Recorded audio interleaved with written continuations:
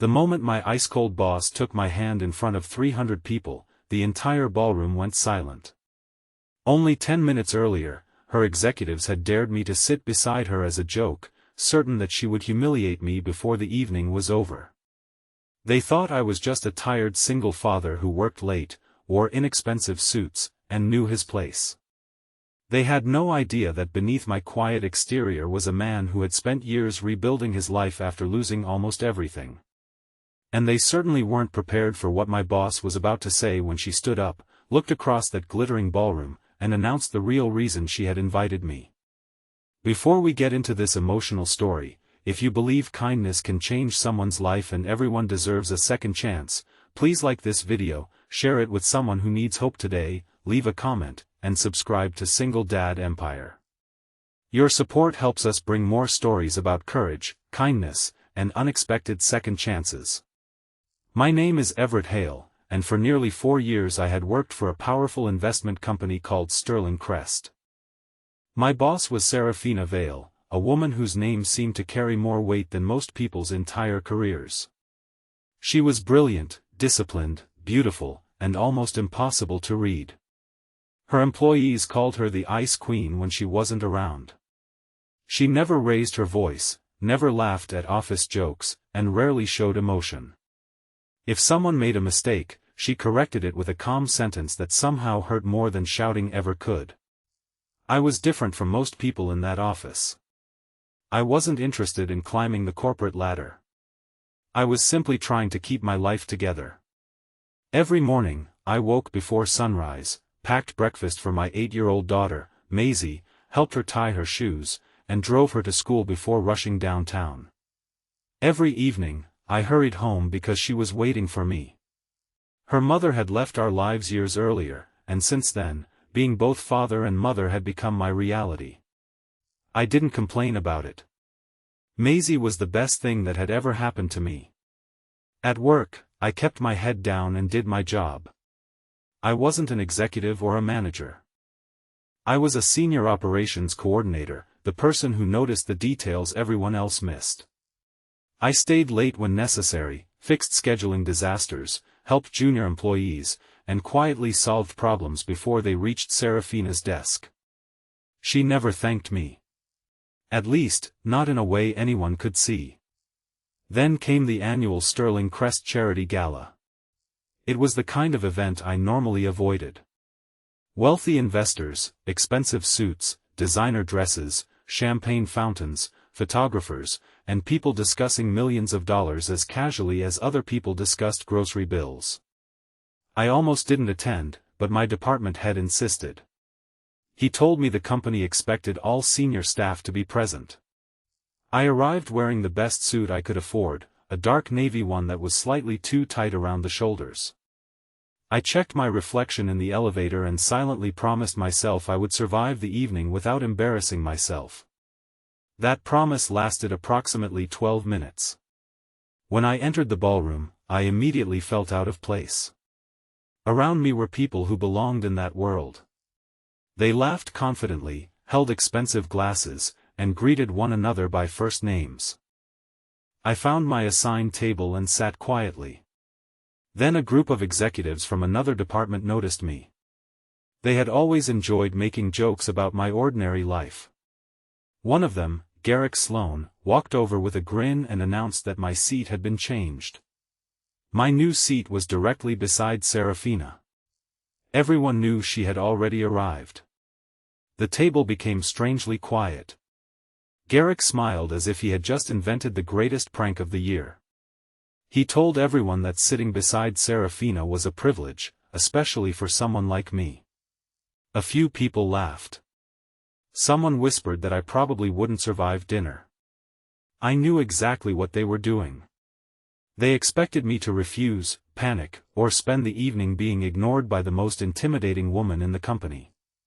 But I stood up. I walked to Seraphina's table. She was already sitting there, perfectly composed in a silver evening gown, studying something on her phone. I pulled out the chair beside her and sat down. For several seconds, she didn't look at me. Then she turned her head. Her expression was unreadable. I quietly wished her a good evening. She simply nodded. Across the table, Garrick and the others exchanged disappointed looks. Their joke hadn't gone the way they expected. But then something strange happened. Seraphina reached beneath the table and placed a small envelope beside my hand. I stared at it. She told me to open it later. I had no idea what was inside. Dinner continued, but I could barely concentrate. The orchestra played softly while waiters moved through the ballroom. Around us, conversations rose and fell like waves. Then I noticed Seraphina looking toward the entrance. Her expression changed. For the first time since I had known her, she looked nervous. A few minutes later, a young girl walked into the ballroom holding the hand of an older woman. The child wore a simple blue dress and carried a small stuffed rabbit. My heart stopped. I knew that rabbit. It was Maisie's. I immediately stood up. My daughter ran toward me. I knelt down, confused and overwhelmed, as she threw her arms around my neck. I asked her what she was doing there. She told me that Seraphina had sent a car to pick her up from her grandmother's house because she had something important to show me. I looked at my boss. She stood slowly. The ballroom had become completely silent. Then she walked toward us. Seraphina knelt beside my daughter and smiled. It was the first genuine smile I had ever seen on her face. She told Maisie that her father was one of the kindest people she had ever met. I couldn't understand what was happening. Then Seraphina stood and faced the room. She explained that several months earlier, her younger brother had died unexpectedly. He had struggled privately with addiction and depression, and Seraphina had spent years believing that strength meant never showing weakness. She had become colder after his death because she was terrified that if she allowed herself to feel anything, she would fall apart. Then she told everyone about the day she had discovered what I had been doing behind the scenes. One of our junior employees had been struggling financially. I had quietly arranged a payment plan so the employee wouldn't lose his apartment. Another employee had needed emergency childcare, and I had covered her shifts without asking for anything. Seraphina had noticed that every time someone in the company was hurting, I helped without telling anyone. She said she had watched me do these things while believing nobody was watching. Then she revealed that her brother had once needed exactly that kind of kindness. I felt my throat tighten. She said she had spent years thinking successful people were the strongest people in the room. But watching me balance fatherhood, work, grief, and responsibility had changed the way she understood strength. Then came the biggest shock. Seraphina announced that Sterling Crest was creating a new employee support foundation, and she wanted me to lead it. The ballroom erupted in applause. I couldn't move. Garrick looked stunned. The same people who had laughed when I sat beside Seraphina were now standing and applauding. But Seraphina wasn't finished. She turned toward me and said she had invited Maisie because she wanted my daughter to witness something important. She wanted Maisie to see that her father wasn't invisible. I looked at my daughter, and tears filled my eyes. For years, I had worried that my daughter would remember only the sacrifices. The bills. The long workdays. The nights when I was too tired to play. The times I told her we couldn't afford something. But that night, in front of hundreds of people, she saw something different. She saw her father being recognized for who he was. I hugged her tightly. Seraphina quietly told me that the envelope contained something else. Inside was a photograph of her late brother with a handwritten note. The note said that sometimes the people who save us don't even know they are doing it. Seraphina explained that after her brother died, she had found the note among his belongings.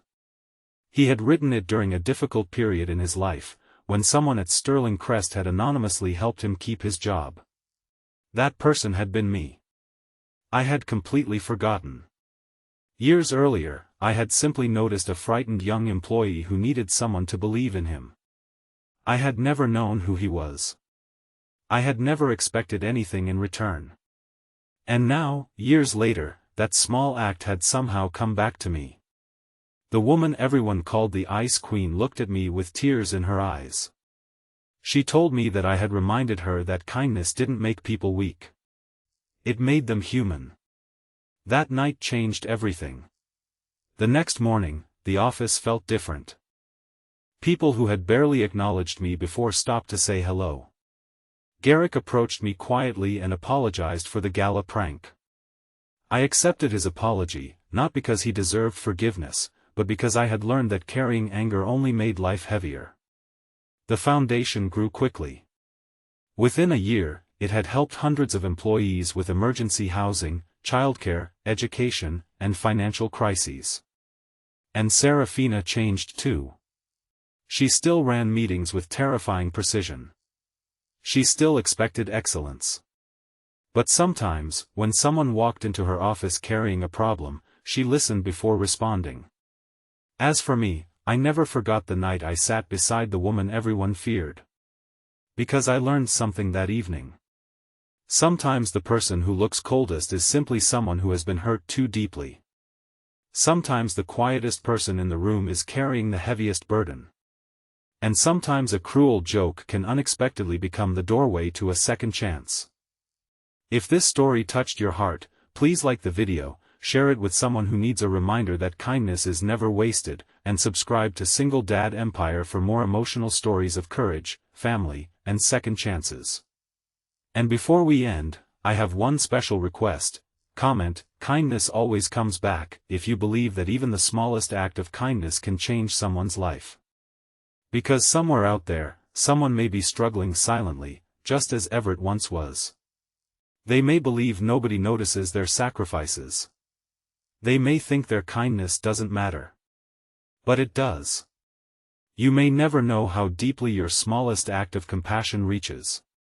And sometimes, years later, when you least expect it, the world finds a way to remind you that it was never forgotten.